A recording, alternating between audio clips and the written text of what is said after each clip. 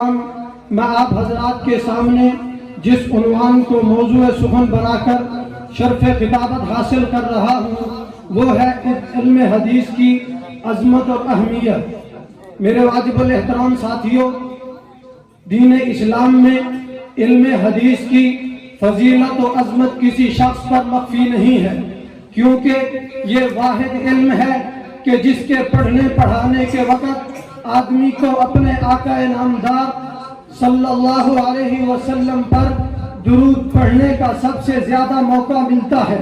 یعنی جتنی مرتبہ پیغمبر علیہ السلام کا نام نامی اسم گرامی آئے گا اتنی مرتبہ وہ آدمی اپنے آقا اور مولا پر درود بھیجتا رہے گا۔ میرے بھائیوں، جس طرح پرندے کے دو پر ہوتے ہیں اسی طرح مومن کے علم حدیث علم قرآن یہ دو پر ہیں۔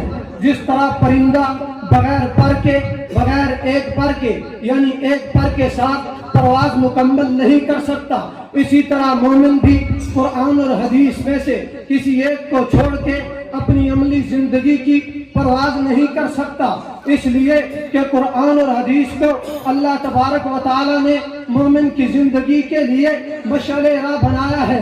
میرے بھائیوں، اگر آپ قرآن کو کھول کے دیکھیں تو قرآن میں اللہ نے جو حکم فرمایا ہے اس حکم کی تشریح پیغمبر کے فرمان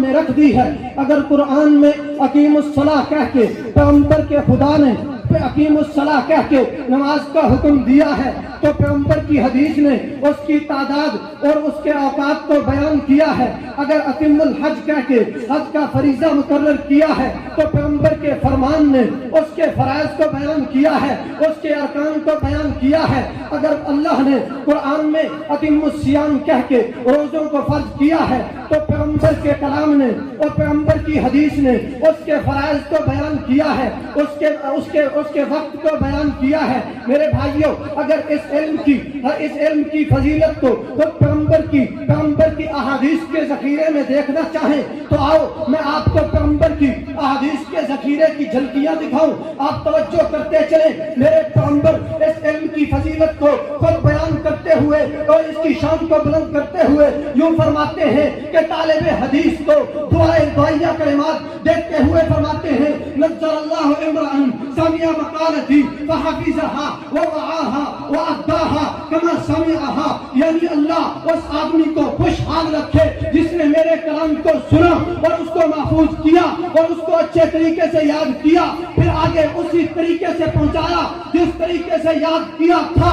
میرے بھائیوں، یہ دعا دینا فضیلت پر دلالت کرتی ہے کہ پیغمبر کے صحابہ نے ایک مرتبہ پیغمبر کے منہ مبارک سے یہ جملے سنے ہیں۔ پیغمبر فرماتے ہیں اللہم ارحم خلفائی، اللہ میرے خلفاء پر رحم فرما۔ صحابہ نے پوچھا اے اللہ کے رسول آپ کے خلفاء کون ہیں؟ میرے پیغمبر نے فرمایا الذین یرون احادیثی، میرے خلیفہ تو وہ ہیں جن کو خلافت کا اعزاز بخشا ہے، وہ ہیں جو میری حدیث کو روایت کریں، لوگوں کو اس کی تعلیم دیں۔ میرے بھائیوں، اس سے ایک قدم آگے بڑھو، چلتے چلتے دیکھو پیغمبر کے زمانے میں یعنی قرون اولا میں پیغمبر کی جماعت میں قرآن کے بعد اور علم قرآن کے بعد فضیلت حدیث کو دیکھو کہ کس طریقے سے پیغمبر کے صحابہ میں اس علم حدیث کی فضیلت ہے۔ میں تو دیکھتا ہوں جابر بن عبداللہ کو کہ ایک حدیث کے لیے 1 مہینے کا سفر کرے، میں دیکھوں ابو ایوب انصاری کو کہ وہ صرف ایک حدیث میں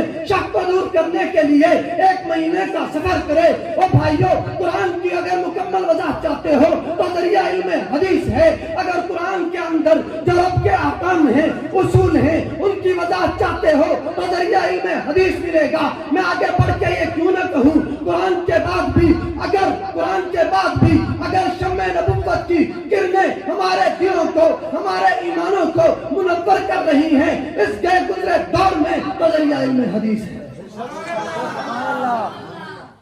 اختتام کرنے کی طرف میں آؤں۔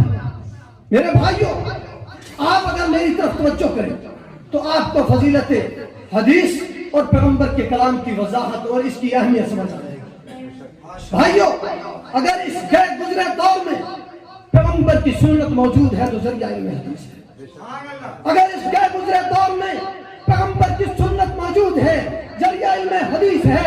गए गुजरे दौर में अगर पैगंबर की अदाएं मौजूद हैं, जरिया इल्म हदीस है। अगर अखलाक मौजूद है, जरिया इल्म हदीस है। अगर इस बात का इल्म है कि लिबास ऐसा है पैगंबर का, जरिया इल्म हदीस है। पीना ऐसा है, जरिया इल्म हदीस है। चलना ऐसा है, जरिया इल्म हदीस है। और आगे बढ़ के मैं ये क्यों न कहूँ कि पैगंबर के सहाबा क्या थे जो दुनिया पे छा गए, जरिया इल्म हदीस है। औलाद इतनी है, जरिया इल्म हदीस है। पैगंबर की अज़वाज ये है, जरिया इल्म हदीस है।